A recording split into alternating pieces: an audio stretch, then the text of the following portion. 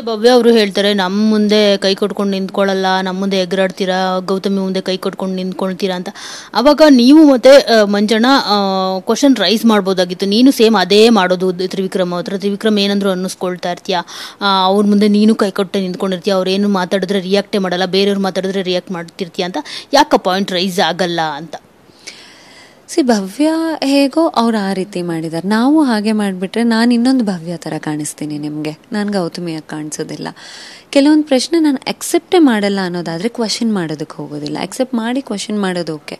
ಆ ಪ್ರಶ್ನೆಗಳು ನನಗೆ ಅಂದರೆ ಹೌದು, ಮಂಜು ಅವ್ರು ಕೈ ಕಟ್ಟಿ ನಿಲ್ಲೋದು ಅವ್ರನ್ನ ಗೆಸ್ಚರ್ ಹೇಳ್ತಿದ್ದಾರೆ. ಮಂಜು ಅವ್ರು ನನ್ನನ್ನು ತುಂಬ ರೆಸ್ಪೆಕ್ಟ್ ಮಾಡ್ತಿದ್ರು, ನಾನು ಹೇಳೋ ಮಾತುಗಳಿಗೆ ರೆಸ್ಪೆಕ್ಟ್ ಮಾಡ್ತಿದ್ರು. ಬಿಕಾಸ್ ಅವ್ರ ಪ್ರಕಾರ ನಾನು ಬಹಳಷ್ಟು ವಿಷಯದಲ್ಲಿ ಸರಿ ಇರ್ತಿದ್ದೆ ಅನ್ನೋದು ಅದು ಅವರು ಒಪ್ಕೊಂಡಿದ್ದಾರೆ. ಹೌದು, ಅವ್ರನ್ನ ನೋಡಿದ್ರೆ ಅವ್ರ ವ್ಯಕ್ತಿತ್ವಕ್ಕೆ ನಾನು ಕೈ ಕಟ್ಟಿ ನಿಲ್ತೀನಿ, ಅವ್ರಿಗೆ ರೆಸ್ಪೆಕ್ಟ್ ಕೊಡ್ಬೇಕನ್ಸುತ್ತೆ, ತಲೆ ಬಾಗ್ಬೇಕನ್ಸುತ್ತೆ, ಇದು ಅವ್ರು ನೋಡಿದ್ರೆ ಅನ್ಸೋದಿಲ್ಲ.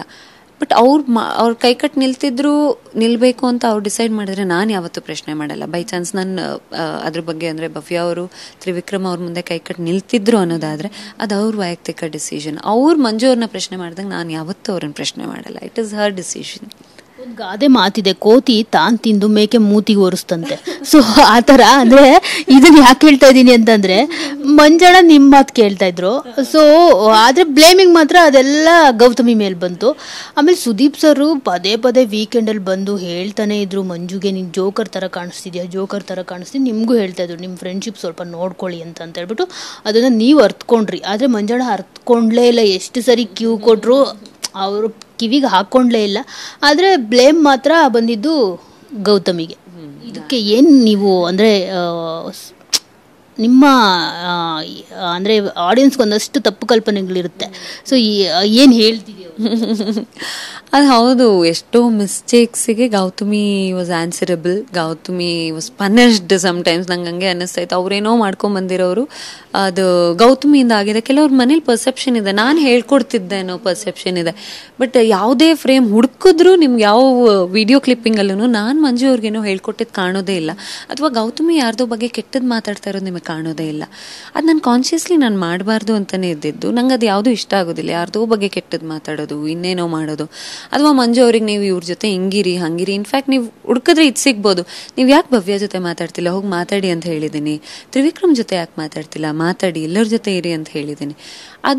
ಅದೇನಾಗ್ತಿತ್ತು, ಅವ್ರು ತುಂಬ ದೂರದಿಂದ ನೋಡ್ತಿದ್ರು, ನಾನು ಇನ್ನೇನೋ ಹೇಳ್ಕೊಡ್ತಿದ್ದೀನಿ ಅಂತ ಅನ್ನಿಸ್ತಾ ಇತ್ತು. ಅದು ಅವ್ರ ತಪ್ಪು ಕಲ್ಪನೆ. ಏನು ಎಪಿಸೋಡ್ ನೋಡಿದಾಗ ಅವ್ರಿಗೆ ಅರ್ಥ ಆಗುತ್ತೆ ಗೌತಮಿ ಏನು ಅಂತ, ಅವತ್ತು ಅರ್ಥ ಆಗಬಹುದೇನೋ. ಆ್ಯಂಡ್ ಒಳಗೆ ನಾನು ಹಂಗಲ್ಲ ಹಿಂಗೆ ಅಂತ ಹೇಳೋ ಸಿಚುವೇಶನ್ ಸಿಗಲಿಲ್ಲ. ಸಿಕ್ಕಿದಾಗ ಹೇಳಿದ್ದೀನಿ. ನಾಮಿನೇಷನ್ ಇದೆಲ್ಲ ಬರ್ತಾ ಇದ್ದಿದ್ದಾಗ ನಾಮಿನೇಷನಲ್ಲಿ ಹೇಳೋರು ನೀವು ಹೇಳ್ಕೊಡ್ತಿದ್ದೀರಾ ಅನ್ನಿಸ್ತು. ಅದೂ ಇಫ್ ಯು ಸಿ ಲಾಸ್ಟ್ ನಾಮಿನೇಷನಲ್ಲಿ ಬಂದಿದೆ, ನೀವು ಮಂಜು ಅವ್ರಿಗೆ ಹೇಳ್ಕೊಡ್ತಿದ್ದೀರಾ ಅಂತ ಅನ್ನಿಸ್ತಾ ಇದೆ, ಇದೆಲ್ಲ ನಮ್ಮ ಜೊತೆ ಮಾತಾಡಬೇಡ ಅದು ಇದು ಅಂತೆಲ್ಲ. ಅದೆಲ್ಲೂ ಮಾಡಿಲ್ಲ ಅಂತ ಅಲ್ಲಿ ಹೇಳಿದ್ದೀನಿ. ಸೊ ಮಾಡಿಲ್ಲದೆ ಇರೋದಕ್ಕೆ ನಂಗೆ ಅದು ಯಾವುದ್ರ ಬಗ್ಗೆ ಗಿಲ್ಟು ಇಲ್ಲ, ಬೇಜಾರು ಇಲ್ಲ. ನಾನು ಮಾಡಿಲ್ಲ. ಸೊ ನೀವು ಹೇಳ್ತೀರಾ ಅನ್ನೋದಾದರೆ ನಿಮ್ಮ ಪರ್ಸೆಪ್ಷನ್ ಅಂತ. ಕೆಲವೊಂದು ಮಂಜು ಅವರು ಮಾಡಿರೋ ತಪ್ಪುಗಳಿಗೆ ನನಗೆ ಪನಿಷ್ ಆಗಿದ್ದಿದೆ. ಅದೇ ಈ ಫ್ರೆಂಡ್ಶಿಪ್ಪಲ್ಲಿ ಬರೀ ಒಳ್ಳೇದೇ ಹುಡುಕ್ತೀವಂದರೆ ಆಗೋದಿಲ್ಲ. ಅದ್ರ ಜೊತೆ ಒಂಚೂರು ಪ್ರೋಸ್ ಆ್ಯಂಡ್ ಕಾನ್ಸ್ ಬಂದೇ ಬರುತ್ತೆ.